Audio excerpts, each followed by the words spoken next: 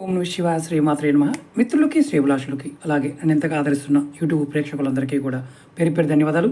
మిత్రులారా, మీ అందరికీ పరాదేవత ఎలవెలలా మీతో ఉండి మీ మనోవాంఛ నెరవేర్చాలని మనస్ఫూర్తిగా కోరుకుంటున్నాను. ఈ షార్ట్ వీడియోలో మీ దగ్గర ఎప్పుడూ కూడా ధనం ఉండడానికి ఒక చిన్న యంత్రం, కుబేర యంత్రాన్ని మీకు తెలియజేస్తాను. ఇది ఆడవారైనా మగవారైనా ఎవరైనా పెట్టుకోవచ్చు. జాతి మతం కులం అంటే ఏమీ లేదు. ఎలా తయారు చెప్తాను. ముందు గ్రీన్ పెన్ కావాలి, అలాగే ఎల్లో పేపర్ తీసుకోండి. పర్సులో పెట్టుకోవడానికి ఇలా మీరు బాక్సులు తయారు చేసుకోవాలి. చూడండి,